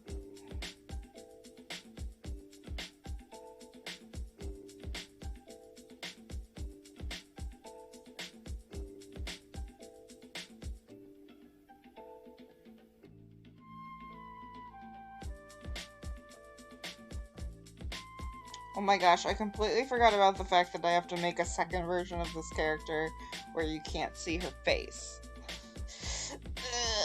Okay, that might be a stream for a different day, or maybe an off-stream situation. Because I don't know if I have it in me to do more line art.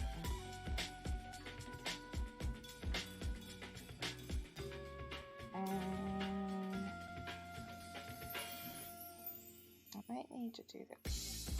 But there's nope. Oops. Yes, it is a mask here.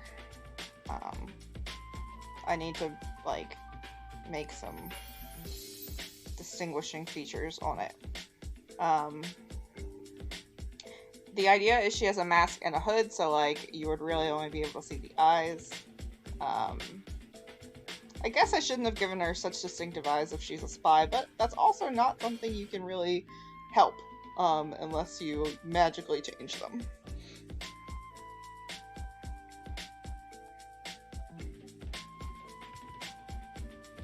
Yes, I am going to do another layer and like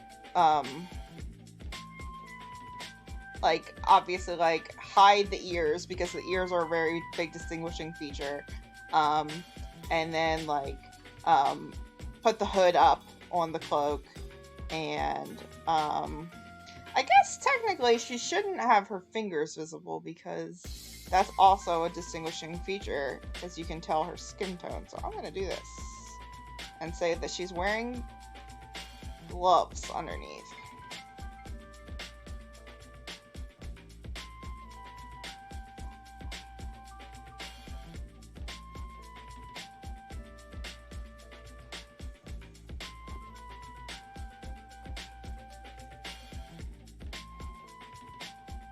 Oh, this is all high fantasy magic? Oh, that's funny.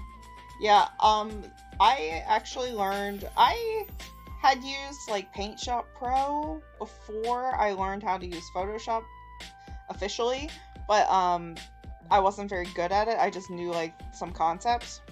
But in school, in high school, I took art all 4 years, and in the 4th year, in senior year, it was digital media, and unfortunately I couldn't take the same main art class that like everyone else was taking from my original 3 years, so that was really disappointing. But I was in like a digital media class that specialized in photography, and so I did learn Photoshop with like a photography bent, which helped me. I know fingerless gloves is so good, but like you can't show off your handsies. People will look at your handsies and be like, "Oh, you are purple," and then they'll know to only look for purple people. This is funny though, because this is one of 2 masked characters that I'm going to be introducing in the very beginning of the game, for reasons. Big plot reasons. Wait, I don't actually know. Some poetry nerd. Are you from Chaotic Wonderful, or are you from just Twitter and are hanging out? Because if you're from Chaotic Wonderful, you were probably in this game.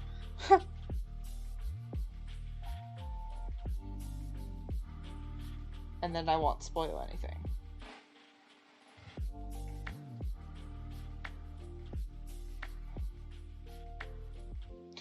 Oh, hi. I know you from Twitter. Hello. Well, it's been wonderful talking with you. That's really exciting that you decided to stop in. Yeah, very cool. No, you're good. It's just like sometimes you just don't know who people are. But you have been very, very like fun and engaged, and I appreciate that. Because it's been cool talking with you. But yes. Well, okay, let me look and see who's in the chat. Oh, Darby's in the chat. Well, Darby might be lurking.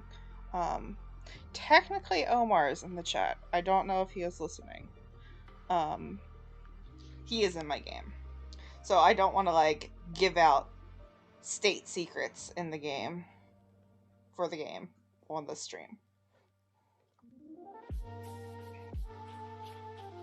That's really funny. I always have like the same usernames, so like very easy to find my internet footprint.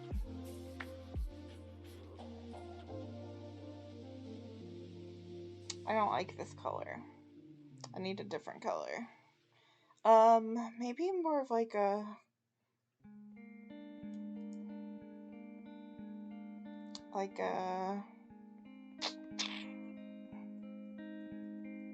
bronzy. No, that's not bronze. It's like a coppery. Not really copper. Like, I don't know.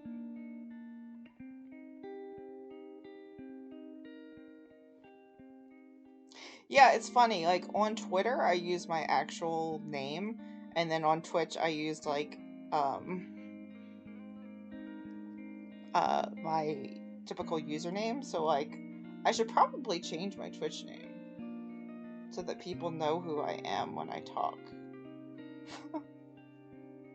Because the other day when I was talking in a friend's stream, he was like, "Oh, hi!" And he said my username, and I was like, "You don't know who I am," because of my own doings.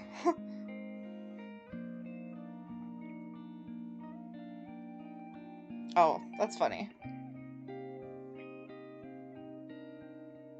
Yeah, that's valid. And, like, the whole reason why I made Twitter in the first place was because, like, I was doing... Like, there was a potential that I could be doing stuff professionally that would be Twitter adjacent. And so, like, it was told to me in, like, a class, I think, that you should claim your own name on Twitter. And I was like, that's probably a good idea, so I did. And then I just ended up using it for TTRPG shit. Which is funny.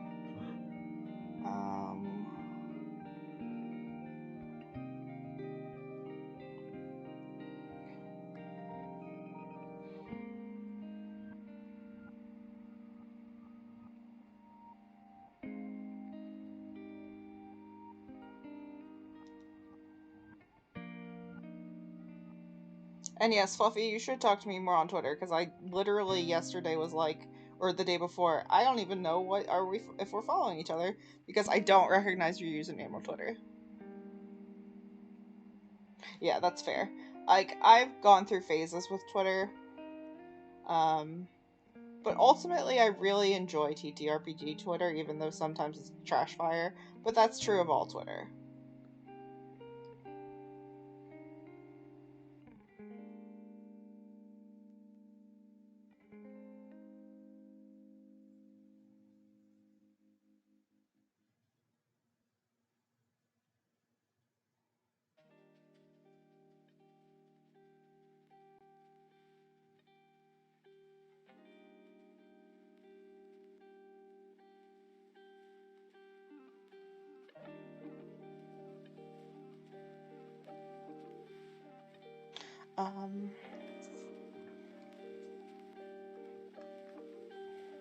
Oh, that's fair.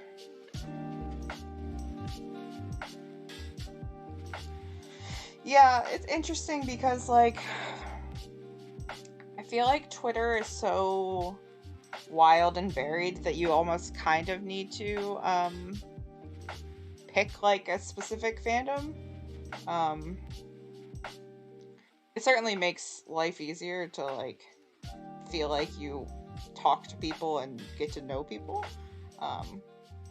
But that, of course, all depends on what you're interested in using Twitter for.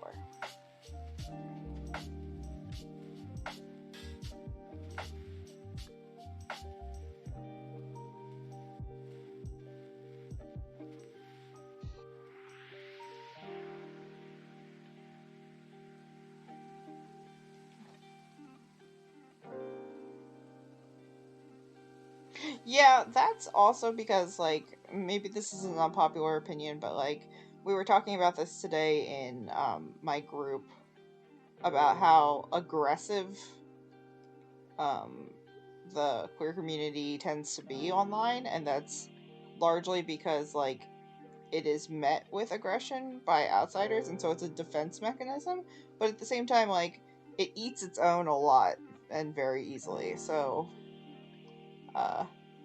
I think there could stand to be a little more nuance, but that is true of all of Twitter. Yeah, and, like, I enjoyed myself on Tumblr when I used it, but that was also a weird place, Fluffy.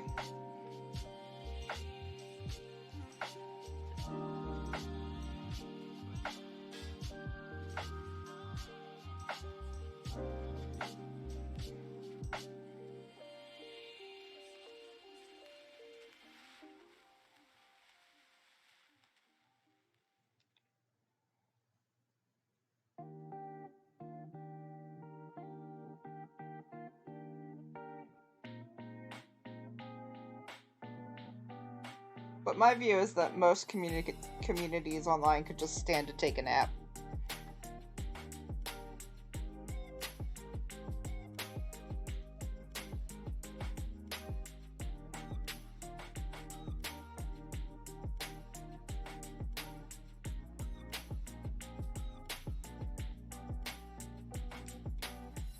Yep, exactly. Naps are great.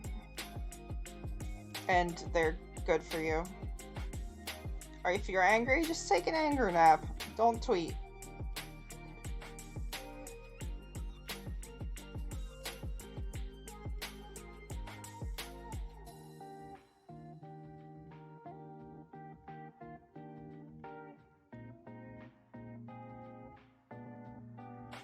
I think we need to change the lines on this to be darker.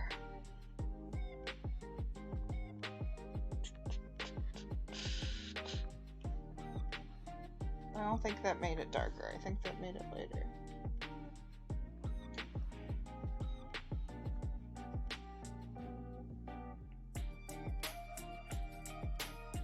That might be better. Let me look.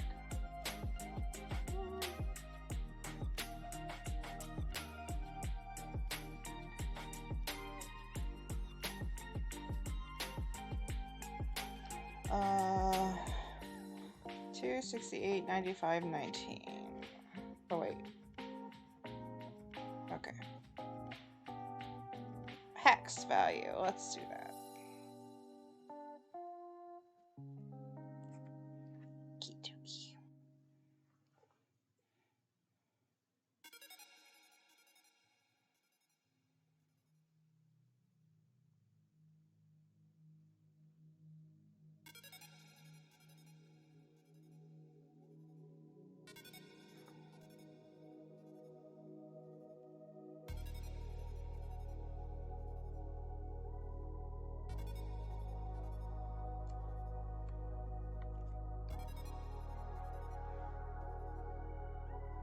Oh, that made it lighter.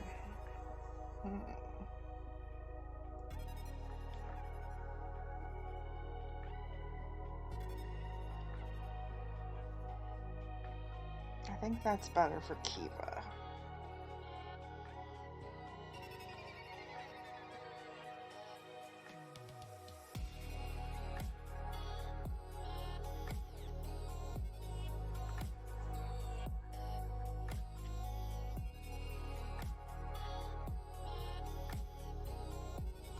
Okay, that's better. Made the lines darker. Okay, cool. When I first discovered that you could do that, it changed my life.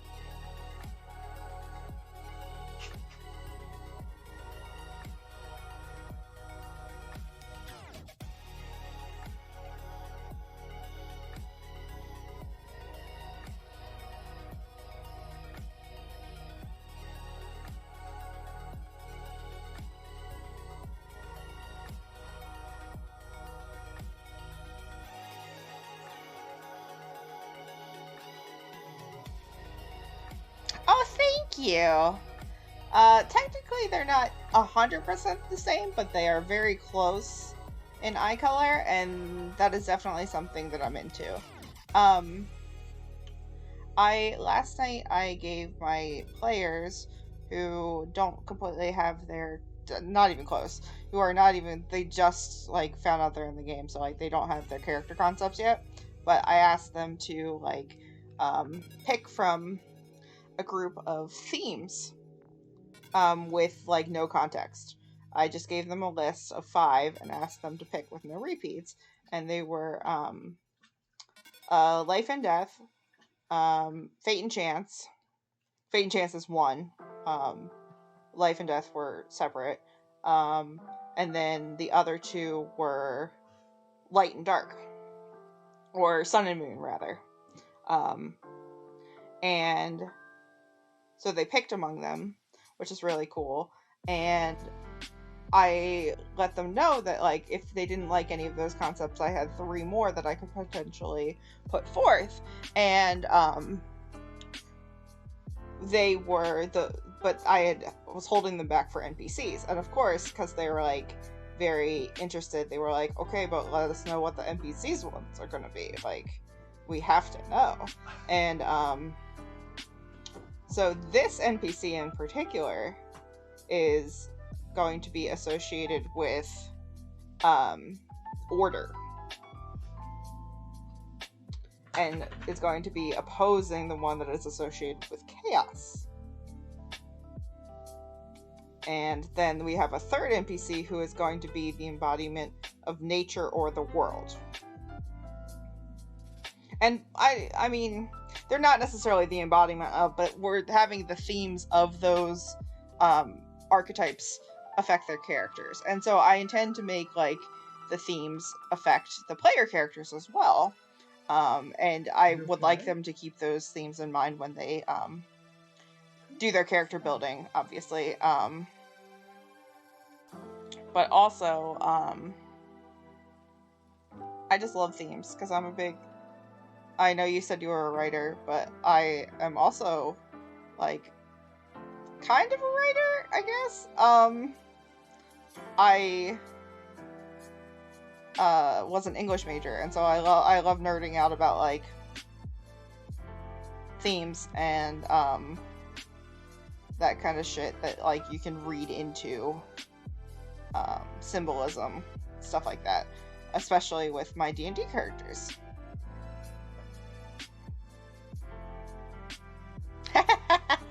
Yes, you sensed Lit Nerd and you came to the stream because you were like, yes, this is one of my kind.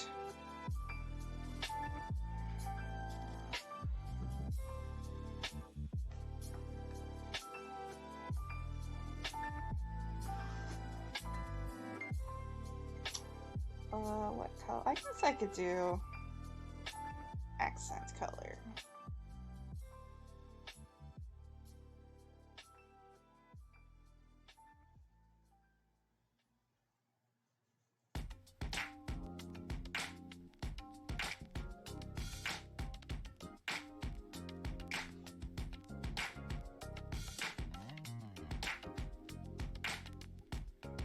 Nice. Yeah, I did my first and only National Novel Writing Month,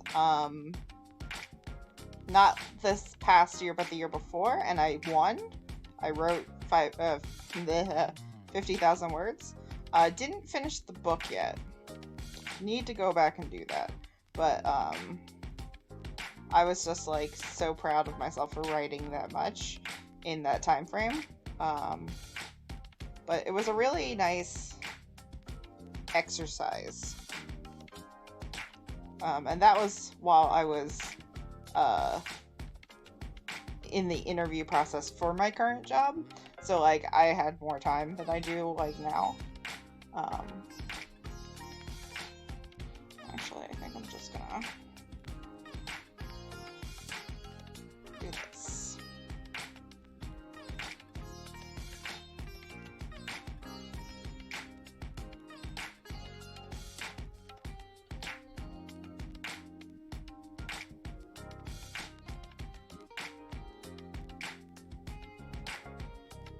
Oh, thank you.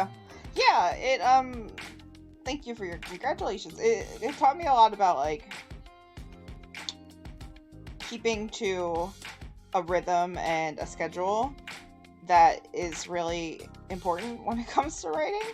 And, like, there were some days that I wrote, like, 5,000 words, and, like, some days that I wrote considerably less, but, like, that whole process was very cool.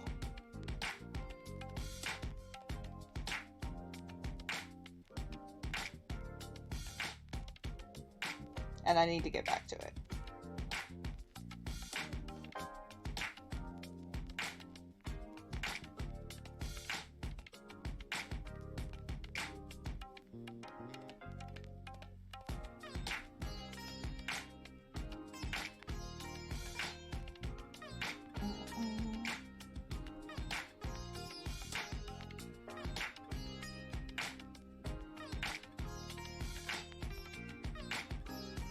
I need to do a little more over Z's. Oops, I don't want to cover her eyes.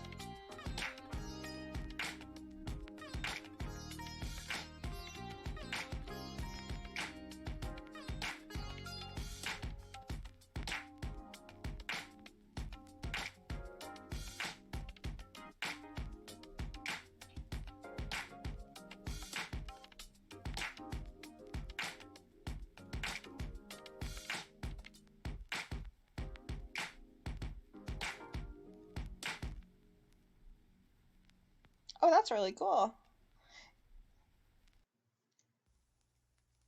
I think I should probably put them on color, shouldn't I?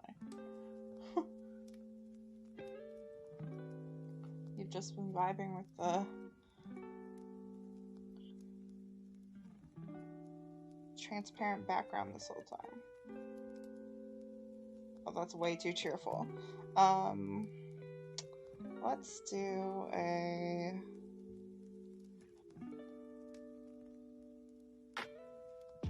That's better.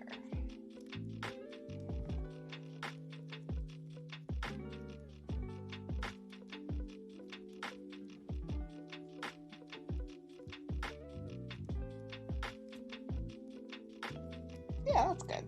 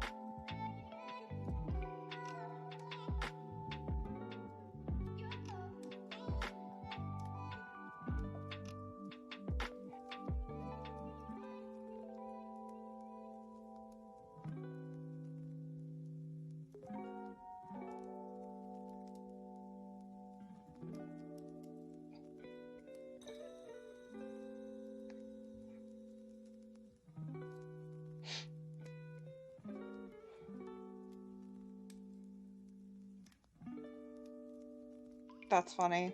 You can stop world building whenever you want. Okay. I think I did an NPC. Well, 2 NPCs technically.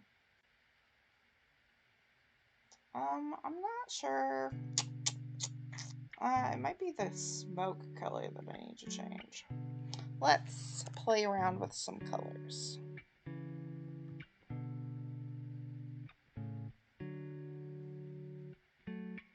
Oh, that's way better.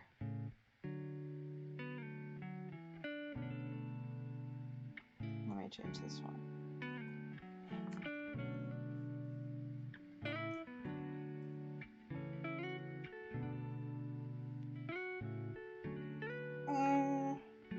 Maybe not. Hold on. I'm not satisfied.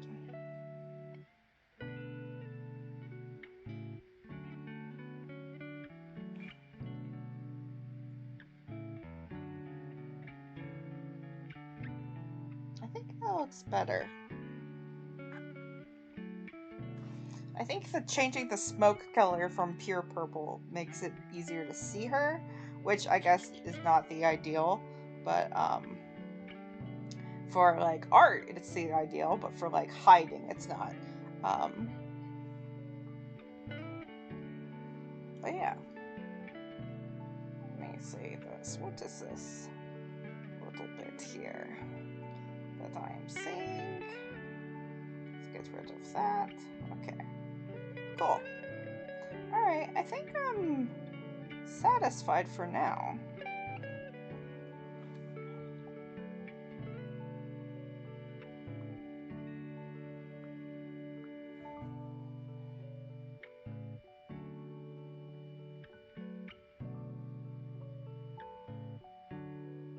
I think they look cool. I'm very excited for these characters. They were actually the first characters that I created for this campaign. Like, that was the first thing that I thought of. Because originally, I said at the beginning of the stream, originally Kiva the Panther was a Displacer Beast. But since we're not playing in 5e, I was like, we don't need to be constrained by the bounds of 5e anymore. Also, I'm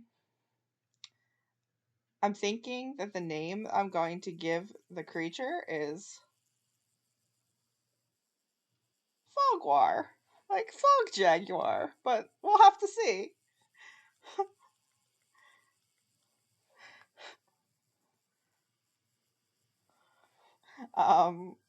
I was thinking about that in the car today, but we'll have to see if that is dumb or not.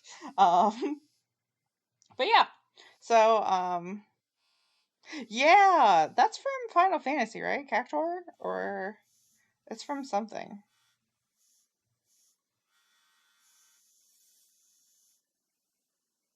Yeah, Final Fantasy. Okay. Cool. Alright, well, thank you for hanging out. And thank you for listening to me and Nikki when she was here.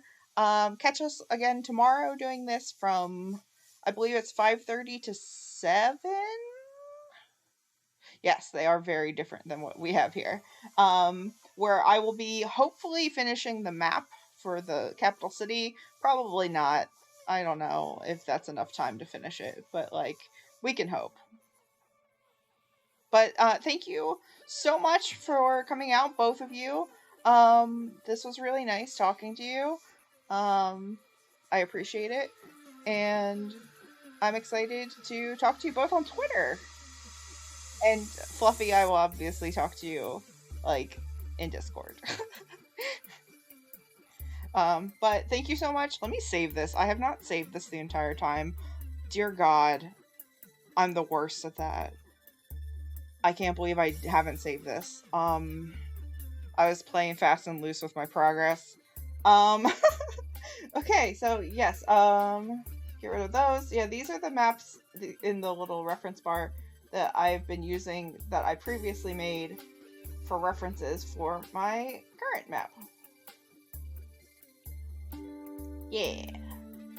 Little maps. But yes. Thank you for coming. Thank you for, I was tempting fate. Yeah. That's So that's me, living on the edge. Ooh, world map. Alright, but thank you so much. I'm gonna go eat dinner now. And I will talk to you later. Have a good night, everybody. Where's my mouse? There we go. Alright, goodbye.